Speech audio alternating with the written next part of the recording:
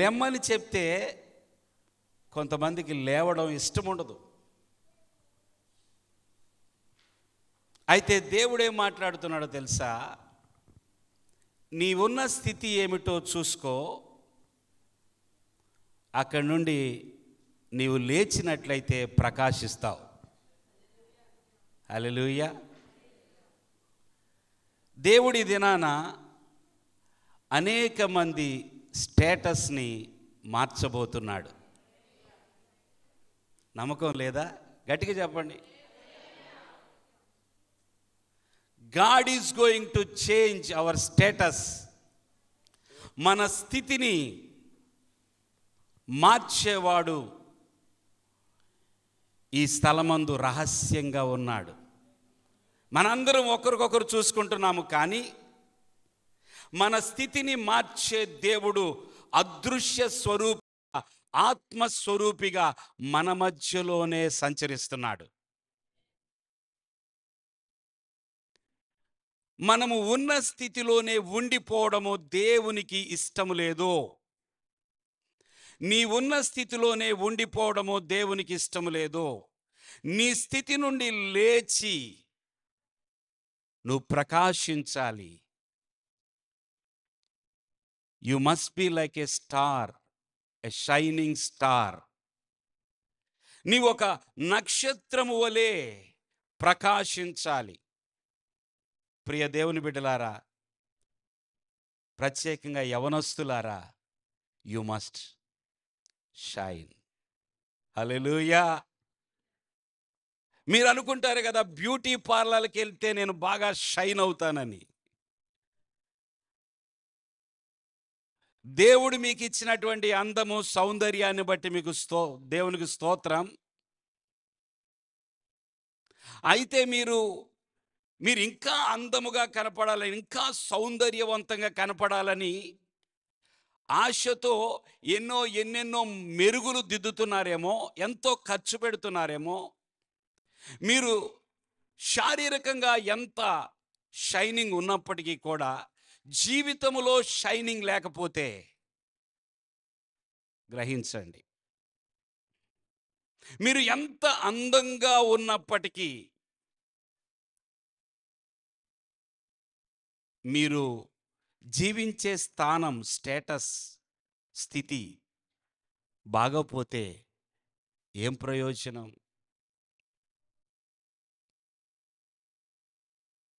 ఫ్లైట్స్లో తిరుగుతూ ఉండేవాళ్ళు బాగా గమనించి ఉంటారు ఒక సంగతి. ఫ్లైట్స్లో కొంతమంది ప్యాసింజర్స్కి సర్వ్ చేయటానికి తిరుగుతూ ఉంటారు. వాళ్ళని ఏమంటారు చెప్పండి? Youth, air hostess. ఎంత అందంగా ఉంటారు కదా! వాళ్ళు ఏంజెల్స్ లాగా ఉంటారు. ఆ ఫ్లైట్లో వారు ఆ అందమైన ముఖాలతో అటు ఇటు తిరుగుతుంటారు. కానీ వారు చేసే పనేంటి? I'm not degrading that. వారు ఏం చేస్తున్నారు తెలుసా? They are doing service. నీకు వాటర్ కావాలంటే వాటర్ తీసుకొచ్చిస్తారు, నీకు కాఫీ కావాలంటే కాఫీ తీసుకొచ్చిస్తారు, ఇంక ఏ డ్రింక్ అయినా తీసుకొచ్చిస్తారు నువ్వు అడిగితే.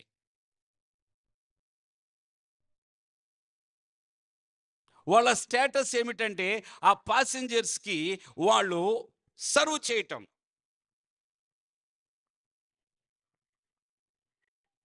ఒకవేళ వాళ్ళు ఎంబీబీఎస్ చేసిన వాళ్ళైతే, ఎంటెక్ చేసిన వాళ్ళైతే,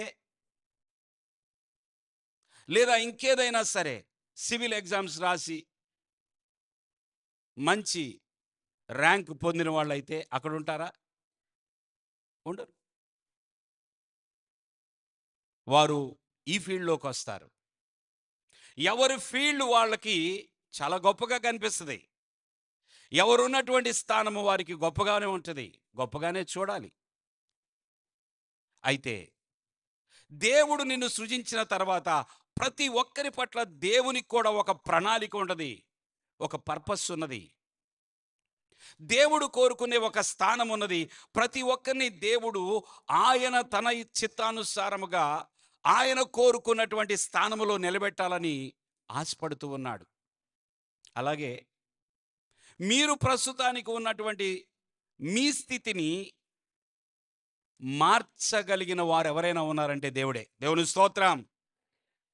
నేను నా స్టేటస్ని మార్చుకోవాలి, నేనున్న స్థానము నుంచి, నేనున్న స్థితి నుండి నేను ఇంకొక స్థితికి వెళ్ళాలి అని కోరుకునే ఎవరైనా సరే నమ్మండి, వారికి సహాయం చేయటానికి దేవుడు సిద్ధంగా ఉన్నాడు. నీ స్థితి నుండి లేచి ప్రకాశించు. ప్రియులారా, మనము కొన్నిసార్లు మనమున్న స్థితిని మనము సరిగా చూసుకోము. మనం ఏ స్థితిలో ఉన్నామో మనము సరిగా గుర్తించం.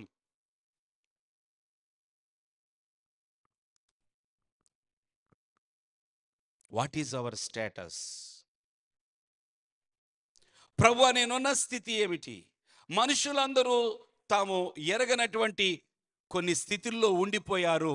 మనందరము ఏం ఆలోచిస్తున్నామంటే, నేను ఒక మంచి పొజిషన్లో ఉన్న, మంచి స్టేటస్ నాది, నేను ఈ ఉద్యోగం చేస్తున్నా, నేను ఆ ఉద్యోగం చేస్తున్నా, లేదా నేను ఈ చదువు చదువుతున్నా, నేను ఈ యూనివర్సిటీలో చదువుతున్నాను. ఓకే, మంచిదే. ఇంకా బెటర్, ఇంకా బెటర్, ఇంకా బెటర్ స్టేటస్ దేవుడు నీకు అనుగ్రహించునుగాక. అయితే ఈరోజు నేను చెప్పబోయే ఒక స్టేటస్ ఉన్నది, ఒక స్థితి ఉన్నది. ఆ స్థితిలో మాత్రం ఎవరు ఉండకూడదు. చెప్పకూడదాం దేవునికి. నేను ఈరోజు చెప్పబోయే ఒక స్టేటస్ ఉన్నది, ఒక స్థితి ఉన్నది. మనుష్యులు అనేక మంది అక్కడ ఉన్నారు, అక్కడ మాత్రం ఉండకూడదు. దేవుని బిడ్డలారా, నీవు ప్రస్తుతానికి ఏ జాబ్లో ఉన్నావో దాని గురించి నేను మాట్లాడటం లేదు. ఏ చదువులో ఉన్నావో దాని గురించి నేను మాట్లాడట్లేదు. మనుషులందరూ తాము ఎరగకుండానే మనుషులందరూ ఉన్న ఒక స్టేటస్ ఉన్నది, ఒక స్థితి ఉన్నది. ఆ స్థితి నుండి మాత్రం బయటికి రావాలి. అక్కడ గనక మీరు ఉంటే, ఈ భూమి మీద మీరు పుట్టినందుకు యుగ యుగాలు, తరతరాలు బాధపడతారు. ఛా, వై దిస్ లైఫ్? ఈ భూమి మీదకి అసలు నేను ఎందుకు పుట్టాను? నా జీవితం అసలు నేను పుట్టి ఉండకపోతే మేలు కదా అని అనుకునే పరిస్థితి వస్తుంది. అందుకే ఆ స్థితిలో మాత్రం ఉండకూడదు, ఆ స్టేటస్లో ఉండకూడదు. ప్రియులారా, నేను ప్రార్థన చేస్తూ ఉండగా దేవుడిచ్చినటువంటి మాట ఇది. నీ స్థితి నుండి లేచి, నీ స్థితి నుండి లేచి ప్రకాశించు. ఏ స్థితి నుండి లెమ్మని దేవుడు చెప్తున్నాడు. నువ్వు సోఫాలో కూర్చుంటే ఆయన లెమ్మని చెప్పడు. నువ్వు మంచి పరుపు మీద పండుకున్న లెమ్మని చెప్పడు. కానీ ఒక చోటు ఉంటే మాత్రం ఉండొద్దు అక్కడ. It is a dangerous place. అది చాలా ప్రమాదకరమైనది. అక్కడ ఉండొద్దు, అక్కడ ఉండొద్దు. చాలాసార్లు మనము చెప్తూ ఉంటాం పిల్లలకి, మీరు మాత్రం అక్కడికి మాత్రం వెళ్ళొద్దు నాన్న, మీరు ఎక్కడైనా ఆడుకోండి, కానీ ఫలానా స్థలానికి వెళ్ళొద్దు, అక్కడికి వెళ్ళొద్దు, వారి దగ్గరికి వెళ్ళొద్దు, వీరి దగ్గరికి వెళ్ళొద్దు అని మనం చెప్తాం కదా. దేవుడు ఒక స్థితిలో నీ ఉండటము దేవుడు భరించలేడు. ఆ స్థితి నుంచి లెమ్మని దేవుడు కోరుతున్నాడు. మీరు చూస్తున్న పోస్టర్లో ఉన్నటువంటి ఆ వ్యక్తి ఎక్కడున్నాడో ఒకసారి గమనించండి. ఆయన పాదాలు, ఆయన కాళ్ళు ఎక్కడున్నాయండి? ఓకే, నేనే అడ్డొచ్చానా? మీరు ఇప్పటివరకు చూస్తూనే ఉండుంటారు. కరెక్ట్గా నేను అడ్డున్నా. మీరు గమనిస్తే బురదలో ఉన్నాయండి కాళ్ళు. ఎక్కడున్నాయి? బురదలో. కిందంతా బురదే, భయంకరమైన బురద. ఆ బురదలో లేచాడు, ప్రకాశిస్తున్నాడు. దేవునికి స్తోత్రం, హల్లెలూయా. ఆ బురద నుండి లేచాడు. ఆ బురదలోకి ఎందుకు వెళ్ళాడో తెలియదు, కానీ మొత్తం మీద ఆయన లేచాడు. ఆయన లేచి ప్రకాశించడం మొదలుపెట్టాడు. ఇక ఆ బురద నుంచి బయటకు వచ్చేస్తాడు. ఆయన బురద నుండి ఆయన లేపినటువంటి దేవుని వైపు చూసి కృతజ్ఞత చెల్లిస్తున్నట్లుగా ఉన్నది ఆ ముఖం. Thank you, thank you my lord, నన్ను ఇక్కడి నుంచి లేపినందుకు నీకు థ్యాంక్స్ ప్రభువా. అండ్ బురదలో కాలు పెట్టమంటే పెడతారా ఎవరైనా? పిల్లవాడిని తీసుకొని వెళ్ళండి, వెళ్తూ వెళ్తూ దారిలో ఎక్కడన్నా బురద వస్తే దిగరా అనండి, ఆహా అంటాడు వాడు. బురద బురద డాడీ, నేను పెట్టను కాలు. బురదలోకి మనం వెళ్ళటం ఇష్టపడం కదా. బురదలోనే ఉండమంటే ఉంటామా మనము? ఆ అయిష్టమైనటువంటి మురికిగా ఉన్నటువంటి ఆ బురదలో ఒకవేళ బురద అంటుకుంటే ఎప్పుడు గబక్కనే ఇంటికి వెళ్తామా, ఎప్పుడు తొందరగా కాళ్ళు కడిగేసుకుంటామా, ఎప్పుడు ఆ బురద కడిగేసుకుంటామా, ఎప్పుడు ఆ బట్టలు విప్పేస్తామా అన్నట్లుగా ఎంత తొందరపడిపోతామో, మనశ్శాంతి ఉండదు. వెళుతూ వెళుతూ ఉండగా, వర్షాకాలం కదండి, ఎవరో మీరు రోడ్డు పక్కన చక్కగా మంచి డ్రెస్ వేసుకొని టక్ చేసుకొని నడుస్తూ వెళ్తున్నారనుకోండి, ఏదో వెహికల్ వెళ్ళింది, ఆ బురద నీళ్ళు వచ్చి మీ మీద పడ్డాయి, ఎంత కోపం వస్తుంది. ఆ బట్టలు ఉతికితే మరలా బాగుపడతాయి, ఆ బురద అంతా పోతుంది, కానీ ఆ బురద మీద పడినందుకు నువ్వెంత బాధపడతావో తెలుసా? ఆ మట్టి నీ మీద పడినందుకు ఎంత ఎంత కోపం వస్తుందో తెలుసా? ఆ బురద వేసిన వ్యక్తిని దొరికితే పీక పట్టుకొని అంత బాధేస్తుంది. ఈ బురద నాకొద్దు, చిచ్చి నేను బురదలో రానసలా. కొంతమంది బయటికే రారు వర్షం వస్తే, కొంతమందికి ఇష్టం. కొంతమందికి ఏమో వర్షంలో తడవాలి, బురదలో ఆడాలని కొంతమందికి. ఎక్కువ చిన్నపిల్లలు కోరుకుంటారు. దేవుడు ఒక స్థితి నుండి మనలను లెమ్మని చెప్తూ ఉన్నాడు. లే, గెటప్, నువ్వు మాత్రం అక్కడ ఉండకూడదు. నా కుమారుడా, నీవు నా సృష్టి. దేవునికి స్తోత్రం. నేను నిన్ను సృష్టించాను, నేను నిన్ను తయారు చేశాను, నీకు ప్రాణం ఇచ్చింది నేనే, నీ ప్రాణదాతను నేనే. You should not stay in that place, that mud. ఆ బురదలో మాత్రం వద్దు. ఏంటండి బురద బురద అంటున్నారు పాస్టర్ గారు? అసలు ఈ రోజుల్లో బురద ఎక్కడ కనపడుతుందండి? సిటీస్లో బురద ఎక్కడ ఉందండి అంటున్నారు కదా. నేను మామూలు బురద గురించి మాట్లాడతలేదు. నేను చెప్పబోయే బురద అబో భయంకరమైంది. ఒకరోజంట ఒక ఊర్లో ఆండ్రూ అనే ఒక కుర్రవాడు, యవన కాలం నుంచి చాలా చిలిపిగా ఉండటం, అలరి, గొడవలు. ఆండ్రూ అనే వ్యక్తి రోజు రోజుకి చాలా దుర్మార్గుడిగా పెరిగిపోతున్నాడు. తల్లిదండ్రులు కూడా కంట్రోల్ చేయలేకపోతున్నారు. అతడు పెద్దవాడయ్యాడు. పెద్దవాడైన తర్వాత ఇక తను ఏ ఊర్లో ఉన్నాడో, ఏ ప్రాంతంలో ఉన్నాడో, ఆ ప్రాంత ప్రజలందరికీ బాధ కలిగించే వ్యక్తి అయిపోయాడు. నోరు తెరిస్తే అబద్ధాలు, చేతనైనప్పుడంతా మోసం. మెల్లగా మత్తుకి అలవాటు పడ్డాడు. భయంకరమైన పచ్చి త్రాగుబోతుగా తయారయ్యాడు. డ్రగ్స్ తీసుకోవడం మొదలుపెట్టాడు. తనని ప్రేమించే వారిని కూడా గాయపరుస్తూ ఉన్నాడు. తనతో ప్రేమగా మాట్లాడే వాళ్ళతో కూడా కఠినంగా మాట్లాడటం మొదలుపెట్టాడు. అతడు నోరు తెరిస్తే మంచి భాష లేదు. ఈ రోజుల్లో చాలా క్యాజువల్గా మాట్లాడుతున్నారు. యవనస్తులైతే మీరు ఎప్పుడైనా, అంటే నేను శ్రీ చైతన్యకి వెళ్ళి వస్తూ ఉంటాగా మా పాపను తీసుకురావడానికి, అందుకని అది చెప్తున్నా. ఎక్కడో ఒక కాలేజీకి వెళ్ళండి, స్టూడెంట్స్ అందరూ బయటకు వచ్చిన తర్వాత వాళ్ళు మాట్లాడుకునే మాటలు ఒక 5 నిమిషాలు వినండి. వారి నోట్లో నుంచి వచ్చే భాష ఒకసారి వినండి. ఆ భాష వింటే ఏంటి సమాజం ఎలాగైపోయింది. నోరు తెరిస్తే కంపు. మామూలు కంపు గురించి మాట్లాడతలా నేను, ఆ ప్రాబ్లం వేరే. భాష, భయంకరమైన బూతులు. ఆ బూతులు వింటున్న ఏ పెద్ద వ్యక్తి కూడా, తమ్ముడు, నానా, అలా మాట్లాడకూడదయ్యా. ఏంటా భాష? ఇదేనా చదువు? ఇదేనా సంస్కారం అని అడిగేవాళ్ళు లేరు. అడిగితే వాళ్ళని కూడా బూతులు తిడతారు. పోవయ్యా అంటారు అంతే.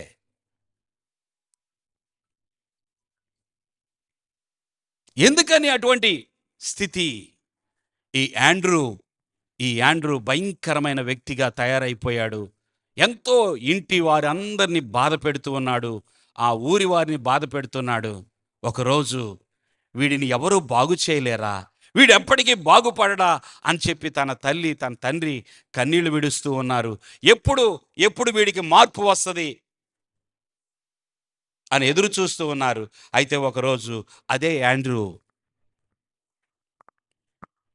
తన ప్రయాణములో ఒక చోట ఆగినప్పుడు అక్కడ ఒక కుమ్మరి కనిపించాడంటండి. పాటర్. అతడు కుండలు చేసే వ్యక్తి. ఆ కుమ్మరిని ఇతను చూస్తా ఉన్నాడు. చూస్తున్నప్పుడు ఏం గమనించాడో తెలుసా? ఆ కుమ్మరి చేతిలో ఒక మట్టి ముద్ద ఉంది. ఆ మట్టి ముద్దలో చెత్త చెదారం అంతా ఉంది. అది మట్టే. ఆ మట్టి ముద్ద చాలా చెత్త చెదారంతో నిండిపోయింది. ఆ కుమ్మరి జాగ్రత్తగా ఆ చెత్తంతా వేరు చేసి ఆ మంచి మట్టిని ఒక ముద్దలాగా చేసి బాగా మెత్తన చేసి ఆ మెత్తనైనటువంటి ఆ మట్టి ముద్దతో ఒక చక్కని కుండను తయారు చేస్తూ ఉన్నాడంట. ఆ కుండను తయారు చేస్తూ ఉండగా ఏమైందో గమనించండి. వినండమ్మా. కొద్ది నిమిషాలు అటు ఇటు తిరుక్కోకుండా దయచేసి. ఆ మట్టి ముద్దతో తాను ఒక పాత్రను చేయుచుండగా ఇక ఆ పాత్ర ముగింపుకు వచ్చేసరికి ఏమైందంటే అది పగిలిపోయింది. పగిలిపోయిన వెంటనే ఈ యాండ్రూ చూస్తూ ఉన్నాడు. ఇతడు ఆ మురికైనటువంటి లేదా చెత్త చెదారంతో ఉన్న మట్టిని ఇసిరి పడేస్తాడంటే ఇసిరి పడేయలేదు. ఆ ముద్దను చాలా జాగ్రత్తగా క్లీన్ చేశాడు.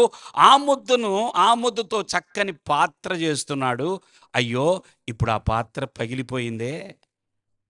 ఓకే, అయితే ఇప్పుడు ఇక ఆ ముద్దను పడేస్తాడు అని మళ్ళీ అనుకున్నాడంటే ఇతడు. అయితే కుమ్మరి ఏం చేస్తున్నాడో తెలుసా? మరలా పగిలిపోయినటువంటి ఆ పాత్రలో ఆ ముద్దను ఏం చేశాడు? మరలా నీళ్లు పోసి మరలా చక్కని ముద్దగా చేసి ఆ తర్వాత మరలా కొద్దిసేపటికి ఒక చక్కని కుండను చేశాడు. దేవునికి స్తోత్రం. అప్పుడు యాండ్రూ, ఏంటి ఈ గొప్ప మనస్సు? ఈయన ఆ మట్టి ముద్దను చూసినప్పుడు ఈ చెత్త చెదారముతో ఉన్న మురికిగా ఉన్న ఆ మట్టి ముద్దను పడేస్తాడనుకుంటే పడేయలేదే. తర్వాత పాత్రను చేస్తూ ఉండగా పాత్ర పగిలిపోతే అప్పుడైనా ఆ ముద్దను పడేస్తాడంటే పడవేయలేదే. మరలా కష్టపడి ఆ మట్టి ముద్దతో ఇంత చక్కని కుండ చేశాడు కదా. తను అనుకున్నటువంటి ఒక పాత్రను చేశాడు కదా అని ఆ మనస్సులో ఆ చిత్రాన్ని ఊహించుకుంటూ దాన్నే తలంచుకుంటూ ఇంటికి వెళ్ళాడు. ఇంటికి వెళ్ళిన తర్వాత అతడు కూర్చొని ఒంటరిగా ఏడవటం ప్రారంభించాడంట. ఎందుకు ఏడుస్తున్నాడో తెలుసా ప్రియులారా? ఆయన ఎందుకు ఏడవలసి వచ్చిందంటే, అయ్యో, నేను కూడా నిజంగా నా జీవితం కూడా ఇలాంటి చెత్త చెదారంతో నిండిపోయిన ఒక మట్టి ముద్దను కదా. నేను కూడా ఒక మట్టి ముద్దనే. నేను మురికి గలవాడనే. అయ్యో, నాలో ఎన్నో చెడులున్నాయి. నేను యవ్వన కాలము నుంచే నా జీవితాన్ని పాడు చేసుకున్నాను. ఇప్పుడు నన్ను బాగు చేయవా దేవుడా, నన్ను ఒక క్రొత్త మనిషిగా చేయవా ప్రభువా. నేను జీవిస్తున్న జీవితము ఆ బురద నాకొద్దయ్యా, అలాంటి జీవితం నాకొద్దయ్యా, ఆ మురికి నాకొద్దయ్యా, ఆ చెత్త చెదారం నాకొద్దయ్యా, ఆ కంపు కొట్టే జీవితం నాకొద్దయ్యా. నన్ను ఒక క్రొత్త మనిషిగా చేయవా అని ఏడుస్తున్నాడు. మొట్టమొదటిసారిగా యాండ్రూ ఆయన దేవుణ్ణి వేడుకున్నాడంట, నా జీవితం మార్చవా ప్రభువా.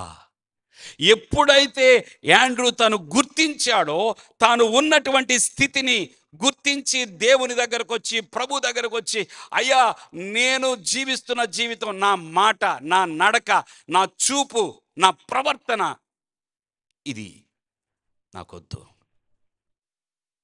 ఈ బురద నాకొద్దయ్యా, నా జీవితం క్రొత్తగా మార్చవా అని ఎప్పుడైతే ఇతడు పశ్చాత్తాపడ్డాడో, ఎప్పుడైతే దుఃఖపడ్డాడు, ఎప్పుడైతే తన స్థితిని తెలుసుకున్నాడో, ఆ స్థితిలో నుంచి లేచినటువంటి ఆండ్రూ జీవితాన్ని ప్రభు సంపూర్తిగా మార్చేశాడు. దేవునికి స్తోత్రం. ఆ తర్వాత ఏ సమాజాన్ని అయితే బాధ పెట్టాడో, ఏ ఇంటి వారిని బాధ పెట్టాడో, ఆ ఊరికే గర్వకారణముగా ఒక ఉన్నతమైన స్థితికి వెళ్ళిపోయాడు. God changed his status. Hallelujah, hallelujah. ప్రియులారా, అనేక సార్లు చాలామంది వారు జీవిస్తున్న జీవితం ఎలాగున్నదో చూసుకోలేకపోతున్నారు. వారున్న బురద, కొన్నిసార్లు కొంతమంది ఆలోచనలు ఎలాగున్నో తెలుసా? అది చెడు అని తెలిసినా ఇది చెడు కాదో, అది తప్పు అని తెలిసినా ఇది తప్పు కాదో ఎవరూ చెప్పలేకపోతున్నామండి. తప్పు ఒప్పుల గురించి ఎవరికి చెప్పలేని పరిస్థితి వచ్చింది. భయంకరమైన స్థితిలో మనుషులు జీవిస్తున్నారు. దేవుడు ఏమంటున్నాడో తెలుసా? ఆ పాపమనే బురదలో నీ ఉండొద్దు నా కుమారుడా, ఆ పాపమనే బురదలో నీ ఉండొద్దు నా కుమార్తె. నేను నిన్ను సృష్టించింది నీవు ప్రకాశించడం కోసం. నువ్వు బురదలో ఉండొద్దు. నీవు ఆ చీకటిలో నుంచి, ఆ చెత్తలో నుంచి, ఆ కంపులో నుంచి బయటకు రా. నేను ఒక నూతన జీవితం ఇస్తా. I will give you new life. నీకు ఒక నూతనమైనటువంటి జీవితాన్ని నేను ఇస్తానని ప్రభు పిలుస్తున్నాడు. అందుకే బైబిల్లో ఒక మాట ఉందండి, పరిశుద్ధులగుటకే దేవుడు మనలను పిలిచెను గాని అపవిత్రులుగా ఉండుటకు పిలవలేదు. తెస్సలోనికీయులకు రాసిన మొదటి పత్రిక 4:7. ఎందుకు పిలుస్తున్నాడంట దేవుడు ప్రతి మనిషిని? పరిశుద్ధులగుటకే. చెప్పండి అందరూ ఆ మాట ఇంకొకసారి. Thank you. పరిశుద్ధులగుటకే. నా పర్పస్ ఏంటో తెలుసా? I want you to be holy. అందరూ చెప్పండి, హోలీ, హోలీ, ప్యూర్, ప్యూర్ అని చెప్పండి. దేవుడు పిలుస్తున్నాడు. పరిశుద్ధులగుటకే దేవుడు మనలను పిలిచెను గాని అపవిత్రులుగా ఉండుటకు పిలవలేదు. నువ్వు బురదలో ఉంటానంటే ఆయనకి ఇష్టం లేదు. నిన్ను దేవుడు ఎందుకని పిలుస్తున్నాడో తెలుసా? కమ్అవుట్, లే. నువ్వు ఉన్న స్థితిలో నువ్వు ఉండొద్దు. అది పాపం అని తెలిసినా, అది తప్పు అని తెలిసినా నువ్వు ఎందుకు అక్కడే ఉంటావు? అది నీకు ప్రమాదం అని తెలిసినా నువ్వు అదే పాపాన్ని చేస్తూ ఎందుకుంటావు?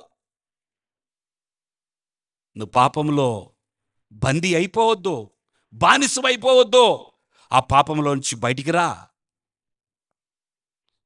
ఓ తండ్రికి 2 కుమారులు ఉంటే చిన్న కుమారుడు వచ్చి ఒకరోజు తన తండ్రిని అడుగుతున్నాడంట, తండ్రి నాకు రావాల్సిన ఆస్తి అంతా రాసిచ్చేసాయి.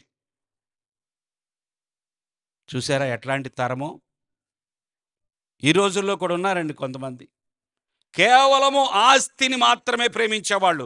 తల్లిని తండ్రిని ఎందుకు ప్రేమిస్తున్నారంటే వాళ్ళ దగ్గర ఉన్న ఆస్తి అంతా వీళ్ళ దగ్గరకు వచ్చేవరకే ప్రేమ.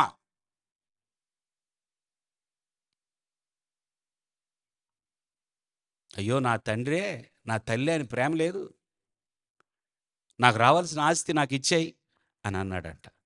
ఈ తండ్రి ప్రేమగలవాడు గనుక 2 కుమారులకి రాసిచ్చేశాడు. వాళ్ళిద్దరికి ఎంతెంత భాగం వెళ్ళాలో రాసిచ్చేశాడు. ఆస్తిని తీసుకున్న తర్వాత కొద్ది రోజులు నాటకం ఆడాడు. అక్కడ ఇక్కడ కొంచెం ఇంట్లో ఉన్నట్టుగా ప్లాన్ చేసుకున్నాడు. కరెక్ట్గా ఒక రోజు వచ్చింది, మొత్తం సర్దేసుకున్నాడు. ఏం సర్దేసుకున్నాడు? పెట్టేబేడ మొత్తం, తనకు వచ్చిన ఆస్తి మొత్తం అంతా తీసుకొని దూర దేశం వెళ్ళిపోయాడంట. మరి తండ్రి? ఇక తండ్రి అవసరం లేదండి. తండ్రి అవసరం లేదు. ఇక ఇల్లు అవసరం లేదు, తన అన్న అవసరం లేదు, సహోదరుడు అవసరం లేదు, వీరెవ్వరూ అవసరం లేదు. ఎందుకో తెలుసా? తనకి కేవలము ఆస్తి కావాలి. ఆ ఆస్తి దొరికిన వెంటనే అతడు దూరదేశం వెళ్ళిపోయాడంట. ఇష్టానుసారంగా జీవించాడు, బురదలో జీవించాడు. బురదంటే పాపం. ఆ బురదలో జీవించాడు. చెయ్యరాని ప్రతి చెడ్డ పని, ఈ భూమి మీద ఉన్న చేయగలిగిన ప్రతి చెడ్డ పని చేశాడు. దుర్వ్యాపారం చేశాడు. ఏం చేశాడంట? దుర్వ్యాపారం చేశాడంట. మంచి వ్యాపారం కాదు. చాలామంది వ్యాపారం చేస్తున్నారు అనుకుంటున్నారా? దుర్వ్యాపారం. డబ్బులంతా అవగొట్టేశాడు. తీసుకెళ్ళిన ఆస్తి అంతా కరిగిపోయింది. ఆ తర్వాత ఇతడు వెళ్ళినటువంటి ఆ దేశములో ఏమైందంట? కరువు వచ్చిందండి.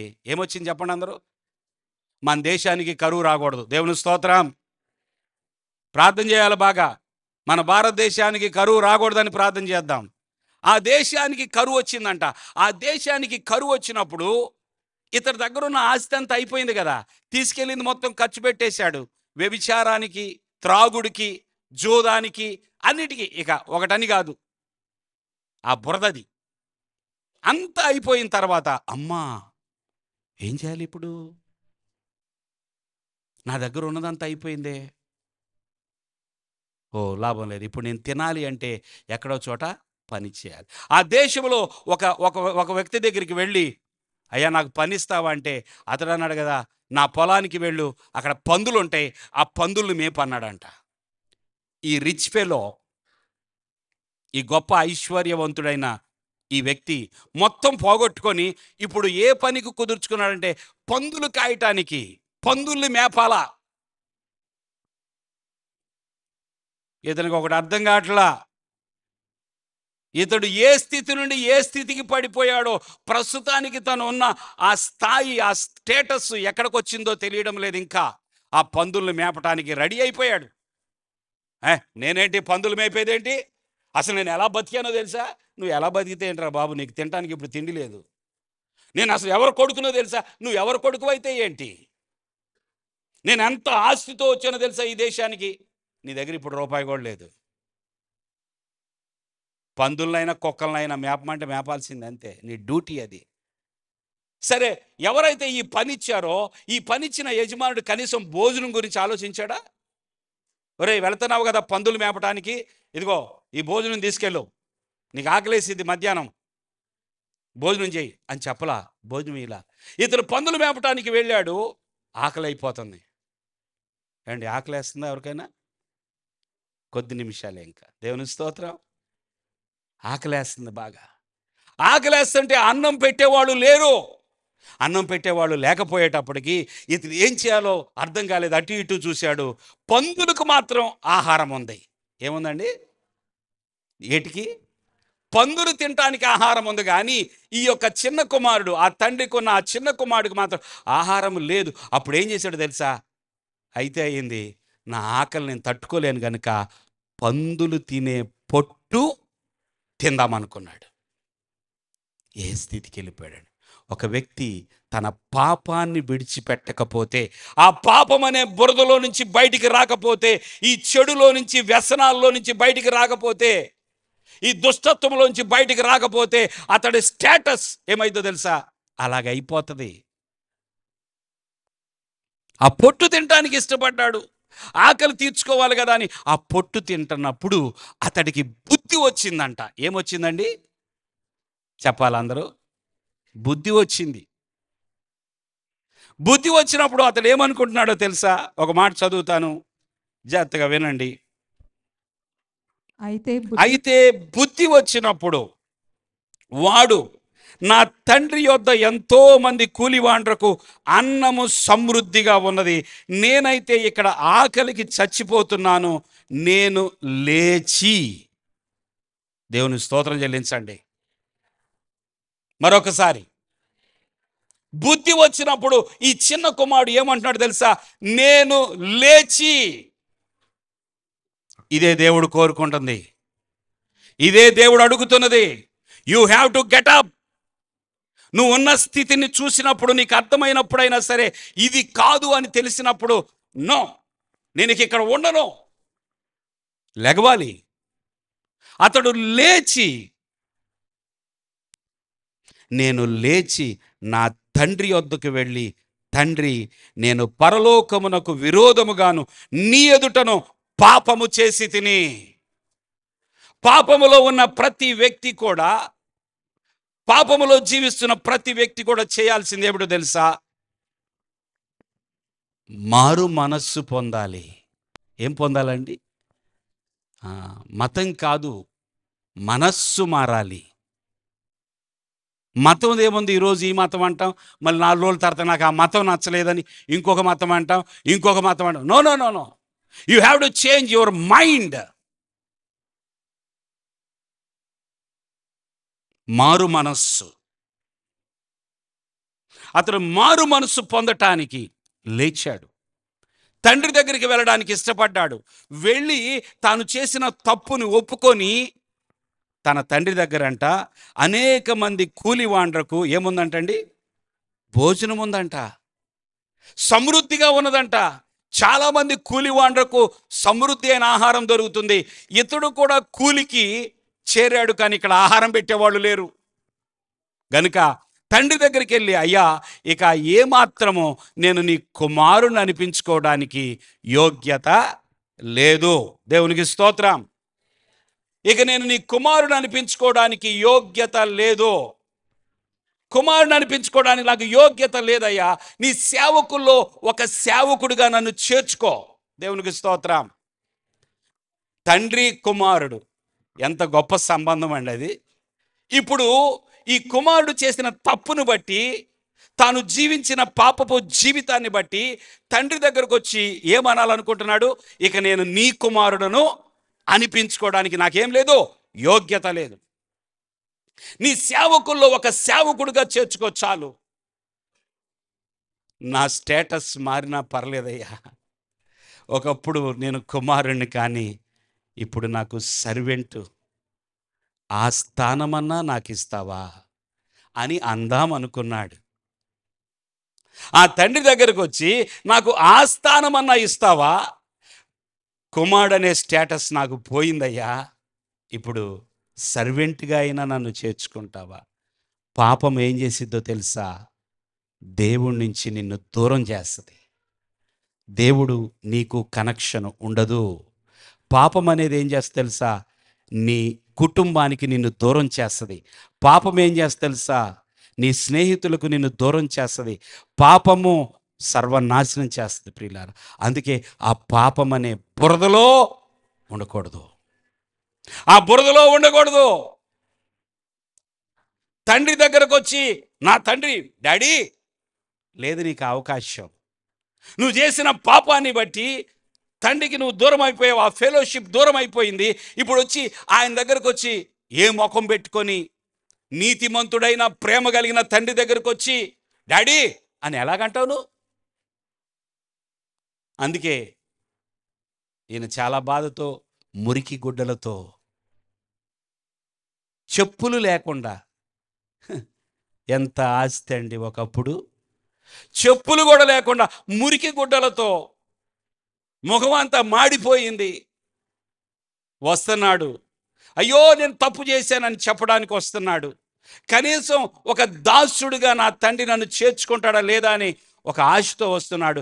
అయితే అతడు వస్తూ ఉండగా, దూరములోనే ఉండగా తండ్రి గుర్తుబట్టి తండ్రి పరిగెత్తుకొని వెళ్ళాడంట. చప్పట్లు కొడదాం దేవునికి. నీవు లేవాల్సినటువంటి స్థితి నుండి లేచినప్పుడు, నీవు ఉన్న బురద నుంచి లేచి ముందుకొచ్చినప్పుడు, నువ్వు తండ్రి వైపుకి వచ్చినప్పుడు, తండ్రి నిన్ను చూస్తూ ఉండలేడు. ఆయన ప్రేమ చాలా గొప్పది. God is love. అందరు చెప్పండి ఆ మాట, మరలా చెప్పండి.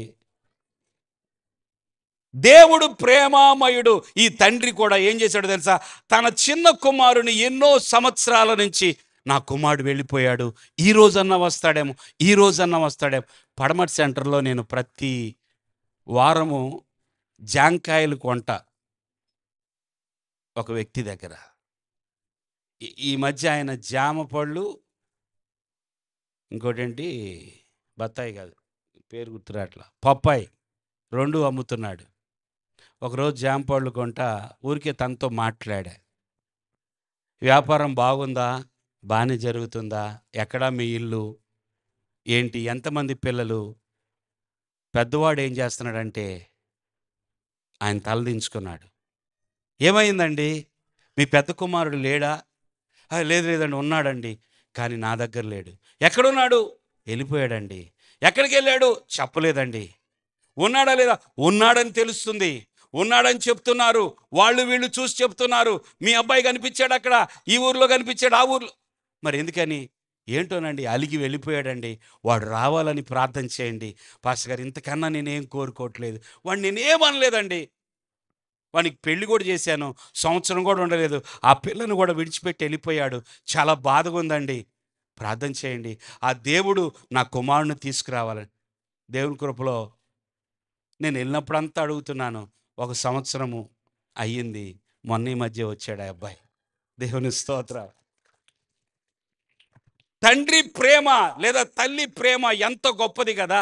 ఈ చిన్న కుమారుడు దూరంగా ఉండగానే ఈ తండ్రి లేచి పరిగెత్తుకొని వెళ్ళి అతని మెడ మీద పడి, మురికోడు, అందరికీ మురికోడేమో, ఈ తండ్రికి అతని మురికి కనపడతల్లా, మెడ మీద పడి ముత్తు పెట్టుకొని తన దాసులను పిలిచి, రండి రండి, నా కుమారుడు వస్త్రాలు మార్చేయండి, నా కుమారుడికి చెప్పులు తీసుకురండి కొత్తవి, నా కుమారుడికి ఒక బంగారపు రింగును ధరింప చేయండి, నా కుమారుడు వచ్చినందుకు గొప్ప విందు.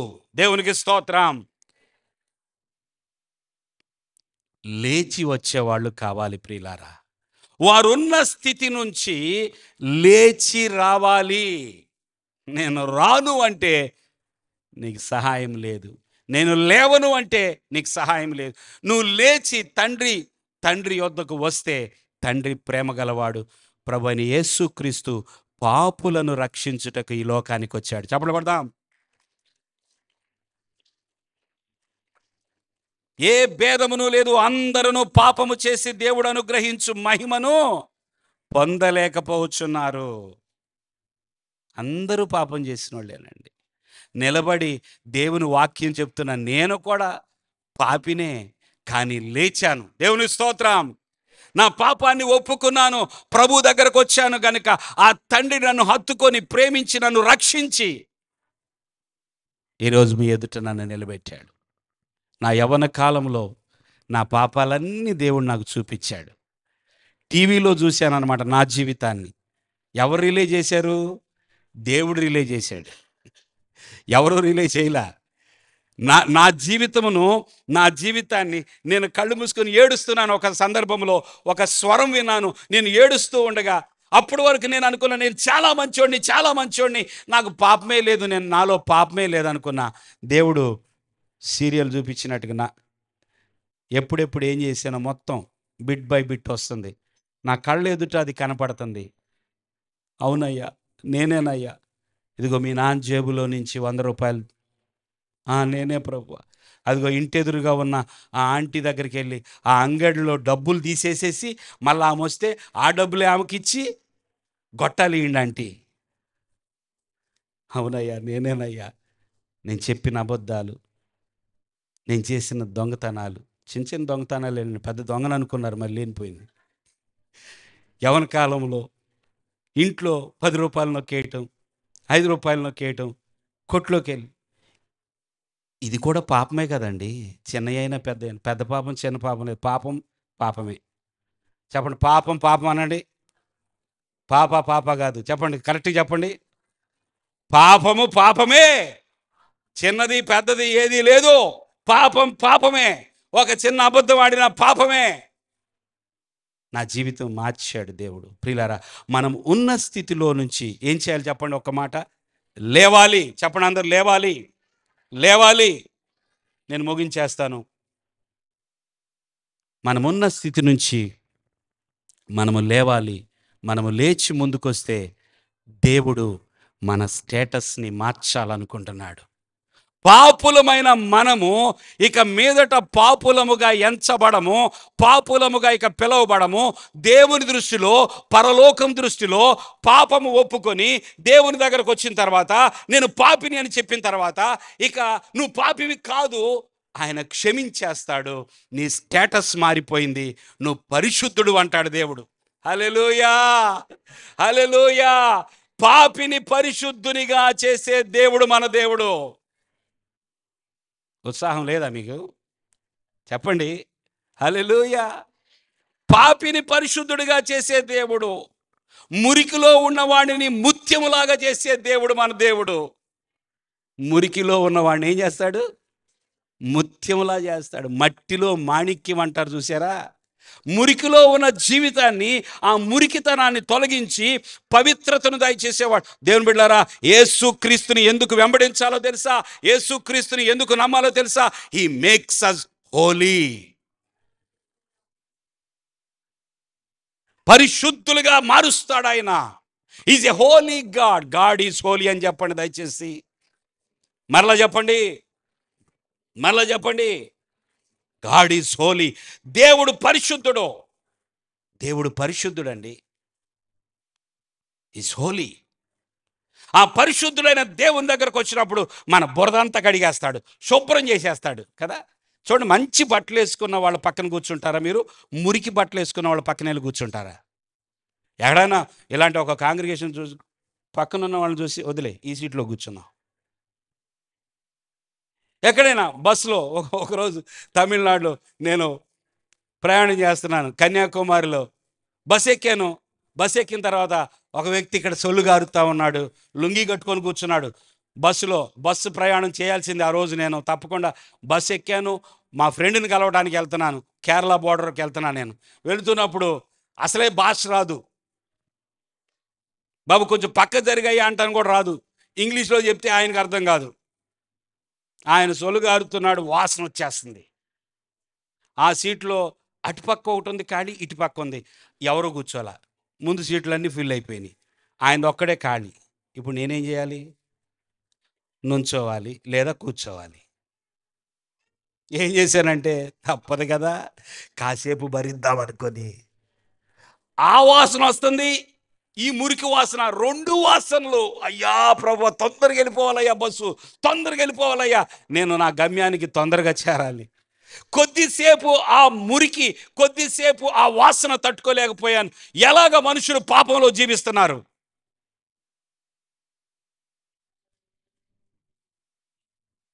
ప్రియులారా, God is holy, he makes us Holi.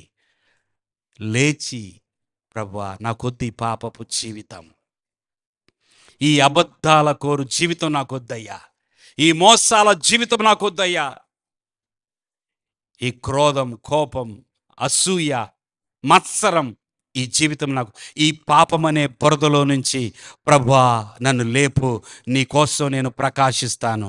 హల్లెలూయా.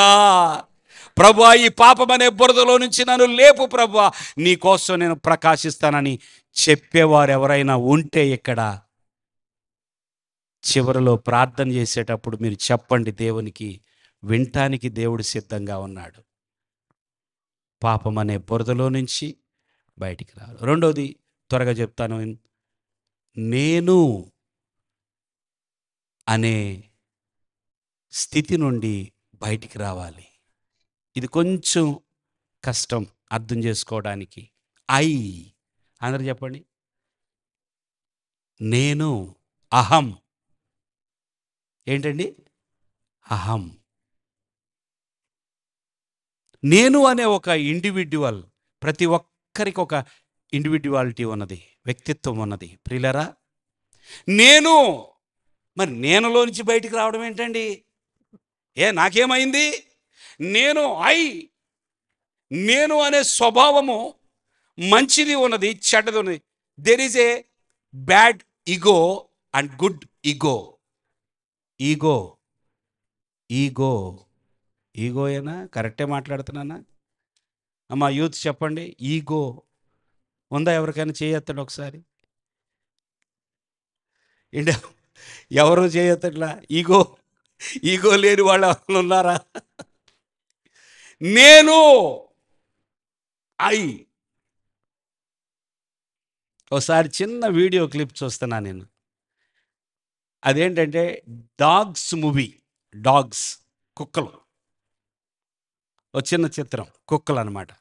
ఒకరోజు ఈ కుక్కలకి ఎవరో దొంగ వచ్చినట్లుగా, శత్రువు వచ్చినట్లుగా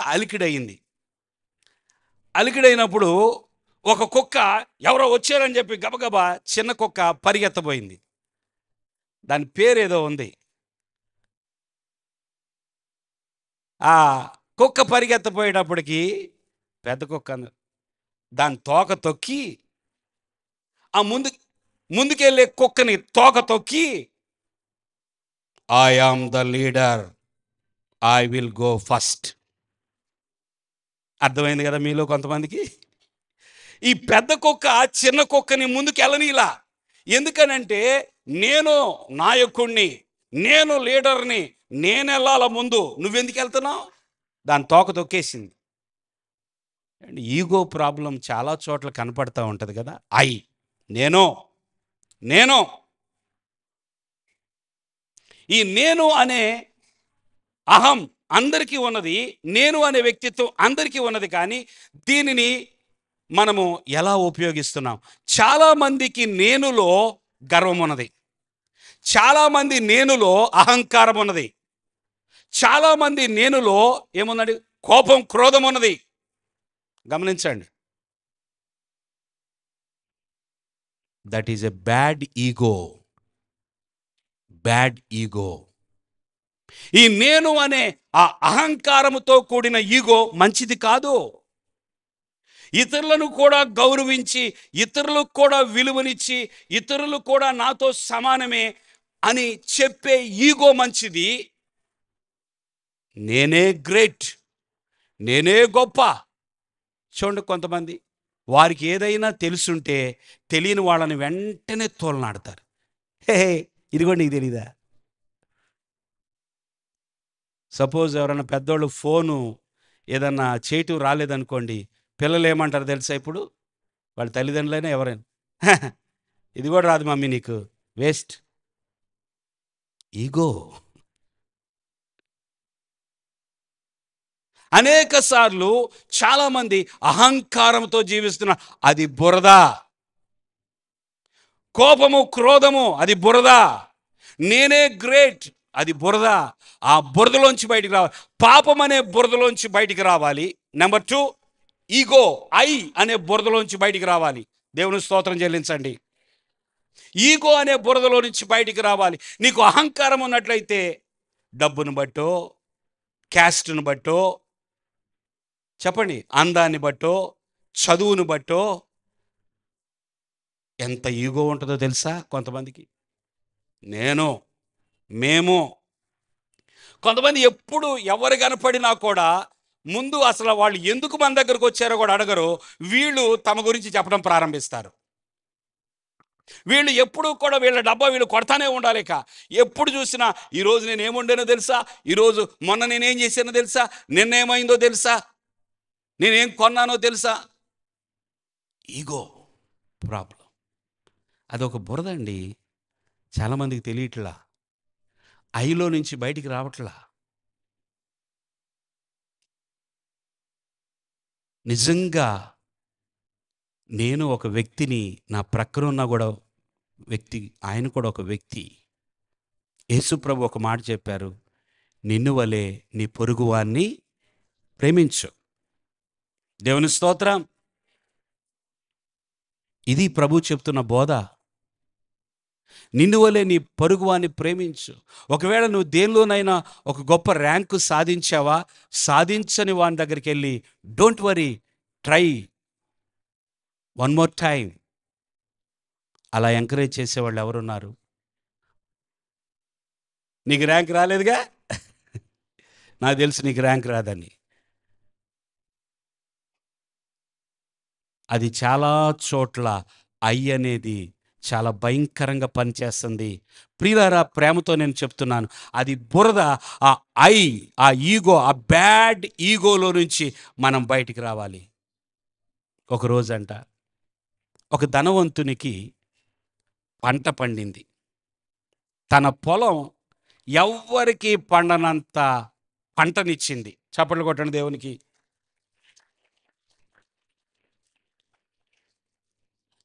అసలే ఆయన ధనవంతుడు, ఆల్రెడీ హీజ్ రిచ్. ఈ ధనవంతుని యొక్క పొలము బాగా పండింది. ఏమంటే అప్పుడు మనం ఏమంటాం చెప్పండి? అబ్బా, ఈయన పండకపోతే పండకపోయింది, ఆయనది పండితే బాగుండేది కదా, ఆడు పేదోడు పాపం. ఈ ధనవంతుని యొక్క పంట బాగా పండిన తర్వాత ఆ వచ్చిన ప్రోడక్ట్ ఉన్నది కదా, దేవుని స్తోత్రం, ఆ వచ్చిన పంటను దాచిపెట్టుకోవడానికి ఎక్కడ దాచిపెట్టాలబ్బా, ఎంత పంట వచ్చేసింది ఇంటికి, ఈ ఇంత పంట నా ఇల్లు చాలదే, నాకున్న ఈ స్థలం చాలదే, ఏం చేయాలా అని ఆలోచించి అతడు ఏం చేశాడంట, ఆ పంటను దాచిపెట్టుకోవడానికి కొట్లు కట్టించాడు. ఏం కట్టించాడండి?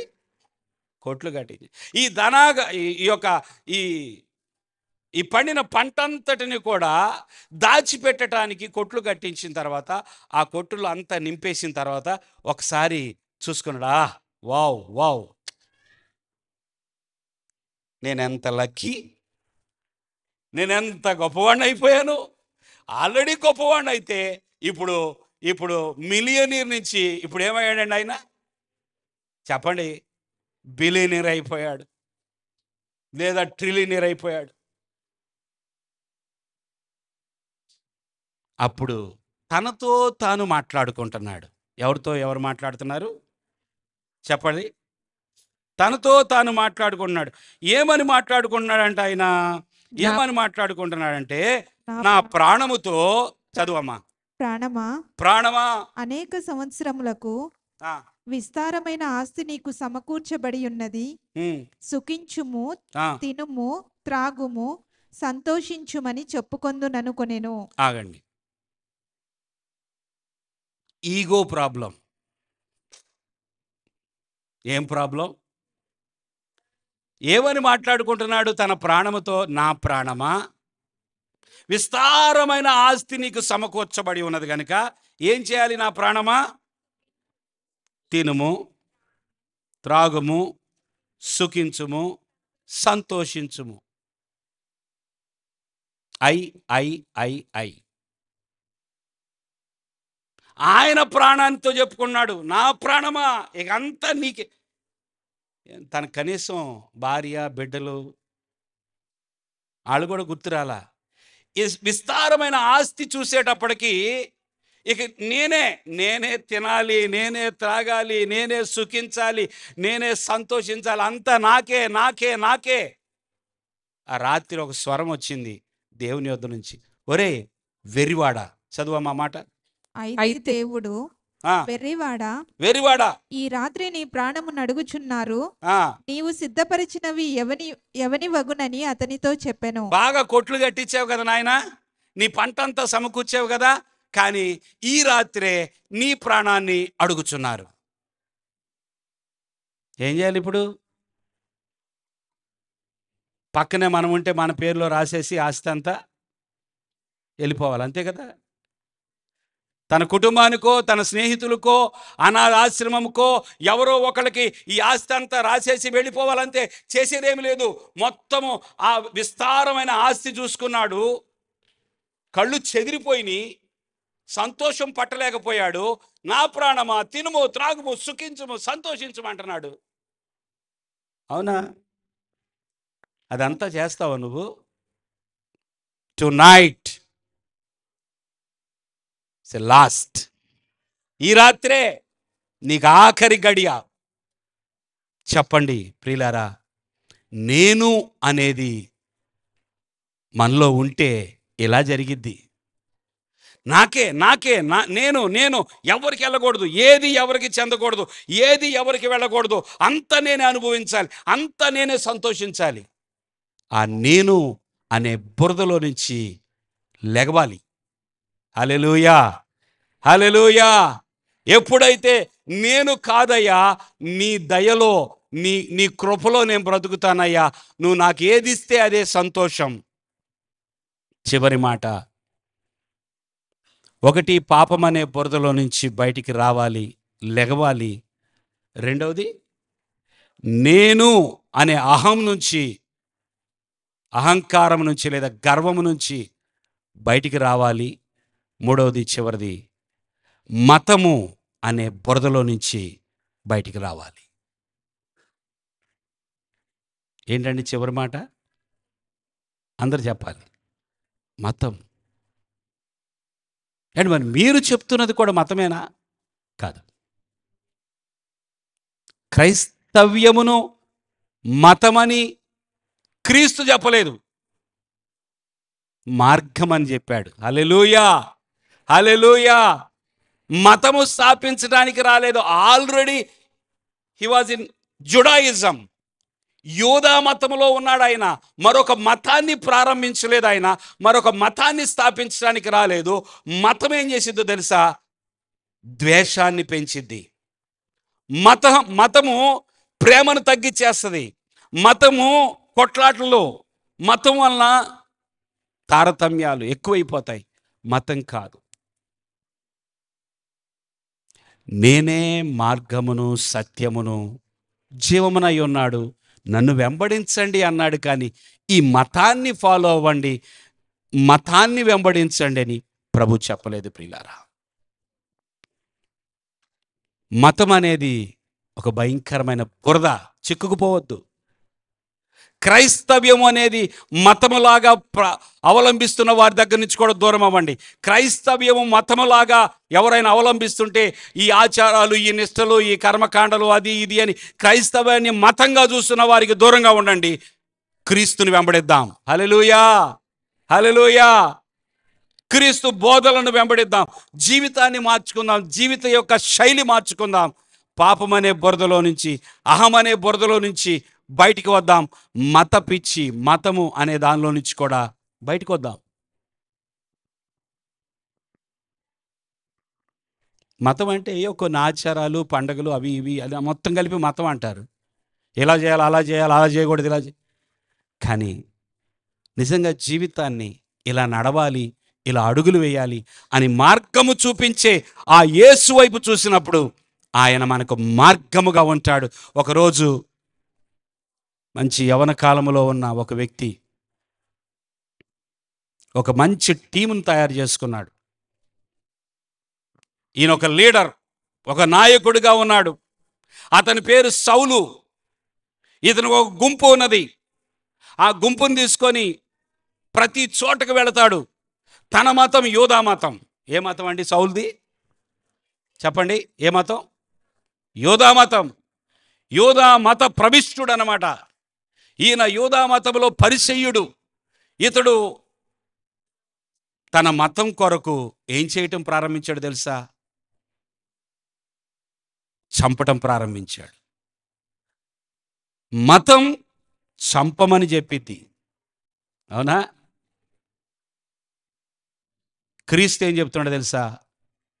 ప్రేమించు అని చెప్తున్నాడు. హల్లెలూయా. చంపడం ప్రారంభించాడు. ప్రభువు నమ్మిన వారు ఎక్కడున్నారా అని వెతికి వెతికి ప్రతి గ్రామానికి, పట్టణానికి వెళ్ళి ఈ సౌలు అనే వ్యక్తి చంపడం ప్రారంభించాడు. ప్రియులారా, అతడు మతం అనే బురదలో ఉన్నట్లుగా అతడు గుర్తించలేదు. తను మతములో ఉన్నాడని, ఈ మతము తన మనస్సును మార్చేసిందని, మతాన్ని బట్టి ఇతరులను బాధ పెడుతున్నట్టుగా తను గుర్తించలేకపోయాడు. తను చేస్తున్నది కరెక్ట్ అనుకున్నాడు. ఈ రోజుల్లో అనేక మంది తప్పు చేస్తూ కూడా ఐఆమ్ డూయింగ్ రైట్ అని అనుకుంటున్నారు. ఏమనుకుంటున్నారండి? వారు చేసేది తప్పు అయినప్పటికీ కూడా ఇతరులకు హాని చేస్తూ, ఇతరులకు కీడు చేస్తూ నేను రైట్ చేస్తున్నాను అనుకోండి. అలాంటి స్వభావం గలవాడు సౌలు. తన మతం కోసం పొంగిపోతున్నాడు. అసలు రక్తం ఉడికిపోతుంది. మతం ముఖ్యం, నాకు నా మతం ముఖ్యం, నా మతమే పెరగాలి, అందరూ నా మతంలోనే రావాలి, నా మతంలోనే ఉండాలి అనే ఆశతో అతడు చాలా చాలా ఘోరాతి ఘోరాలు చేస్తూ, అనేకుల్ని హింసిస్తూ, అనేకుల్ని బాధ పెడుతూ, అనేకుల్ని హత్య చేస్తూ ఉన్నాడు.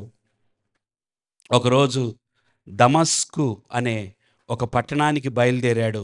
ఈ సౌలు తన గ్రూపును తీసుకొని వెళుతూ ఉండగా దారిలో మధ్యాహ్నం వేళ సూర్యుని యొక్క వెలుగు చాలా ప్రకాశవంతంగా ఉన్నప్పుడు, మధ్యాహ్న వేళ సూర్యుని ప్రకాశము కంటే, కోటి సూర్యుల వెలుగు కంటే మించిన తేజస్సుతో ఒక వెలుగు ఆకాశము నుండి ఆ సౌలు మీదకి వచ్చింది. చెప్పకూడదాం దేవునికి.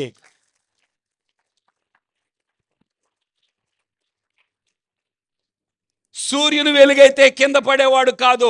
అతడు ప్రయాణం చేస్తుంది సూర్యుని వెలుగులోనే. కానీ అతని మీదకి వచ్చిన వెలుగు, అతన్ని తాకిన వెలుగు, ఇది కోటి సూర్యుల కాంతి కంటే మించిన వెలుగు, కాంతి అతని మీదకి వచ్చేటప్పటికి అతడు గుర్రం మీద నుంచి కింద పడిపోయాడు. ప్రక్కనున్న వాళ్ళందరూ పడిపోయారు. ఒక స్వరం వస్తుంది ఆకాశంలో నుంచి, సౌలా సౌలా, నీవెవరిని హింసిస్తున్నావు? ఏంటండి ఆ స్వరం? సౌలా సౌలా, ఎవరిని హింసిస్తున్నావు? నీవేళ నన్ను హింసించుచున్నావని, నీవేళ నన్ను హింసించుచున్నావని తనతో ఒక స్వరము పలుకుట వినెను. తనతో ఒక స్వరము పలుకగా వినెను. అపోస్తలుల కార్యములు 9వ అధ్యాయం అది. ఆకాశములో ఎవరున్నారు మరి? ఇప్పుడు ఎవరు మాట్లాడుతుంది అతనితో? నీవేళ హింసించుచున్నావు, నన్నెందుకు హింసిస్తున్నావు? ఈ సౌలు కింద పడిపోయి, ఎవరు నాతో మాట్లాడుతుంది? ఆకాశం నుండి ఈ స్వరం వస్తుంది. ఎవరు మరి అక్కడి నుంచి మాట్లాడుతుంది? ప్రభువా నువ్వెవడివి అన్నాడు ఆయన. Who are you? దేవుడు ఏమన్నాడండి? నేను నీవు హింసించుచున్న యేసును. నేను నీవు హింసించుచున్న యేసును. దేవునికి స్తోత్రం. నేను నీవు హింసించుచున్నావే ఆ యేసుని నేనే. గమనించండి, ఇదేంటి? యేసయ్యని ఈయన ఎప్పుడు హింసించాడు? ఎప్పుడు హింసించాడో తెలుసా? ఆయన నమ్మిన బిడ్డలను, ఆయనను వెంబడిస్తున్న వారిని బాధ పెడుతున్నాడు కదా. అందుకని ప్రభు మాట్లాడుతున్నాడు, నీవు హింసించుచున్న యేసుని నేనే అని అన్నప్పుడు అప్పుడు అర్థమైంది, నేను ఎంత భయంకరమైన వ్యక్తినా, నేను ఎందుకు ఇంతకాలము ఇంతమంది ప్రజలను హింసిస్తున్నాను, ఇంతమందిని నేను హతమార్చాను, ఇంతమందిని నేను బాధ పెడుతున్నాను కదా. అసలు ఇదిగో ఈ ఆకాశము నుండి మాట్లాడుతున్న ఆయన బిడ్డలనేనా నేను బాధ పెట్టింది? అయ్యో అయ్యో, నాకొద్దు, ఈ స్థితి నాకొద్దు, ఈ మార్గము నాకొద్దు. వెంటనే అక్కడ ఏమని మాటలు జరిగినాయి? లేచి పట్టణంలోనికి వెళ్ళుము, లేచి పట్టణంలోనికి వెళ్ళుము, అక్కడ నీవు ఏమి చేయవలెనో, అక్కడ నీవు ఏమి చేయవలెనో అది నీకు తెలుపబడునని చెప్పెను. అది నీకు తెలుపబడునని చెప్పాను. నువ్వు లే, దేవునికి స్తోత్రం, నువ్వు లేచి పట్టణంలోకి వెళ్ళు. ఇప్పటి వరకు నువ్వు ఉన్న స్థితిలో ఇక నువ్వు ఉండవు. దేవుని చప్పట్లు కొడదాం. హల్లెలూయా. మీరందరూ ఇక రిజర్వ్లోకి వచ్చారని నాకు అర్థమైంది. ముగించేస్తున్నా. అండ్ 3 సార్లు అన్నారండి ముగించేస్తున్నాను. ముగిస్తున్నా, నిజంగా ముగిస్తున్నా. దేవుని స్తోత్రం. నువ్వు లేచి పట్టణంలోకి వెళ్ళు. లే, ఇప్పుడు దాకా నువ్వు జీవించిన జీవితంలో ఇక నువ్వు ఉండవు. ఇప్పుడు దాకా మతం మతం మతం అనుకున్నావు, అది బురద నాయనా, మతం కాదు, మార్గం. ఆ బురదలో ఉండొద్దు ఇక నువ్వు. ఇప్పుడైనా కళ్ళు తెరవబడ్డాయి కదా. నువ్వు హింసిస్తున్నావు, నేను నిన్ను చంపాలంటే నా వెలుగుతోనే చంపగలను. దేవుని స్తోత్రం. హల్లెలూయా. చంపలేడా దేవుడు? ఆ వెలుగు చంపలేదా?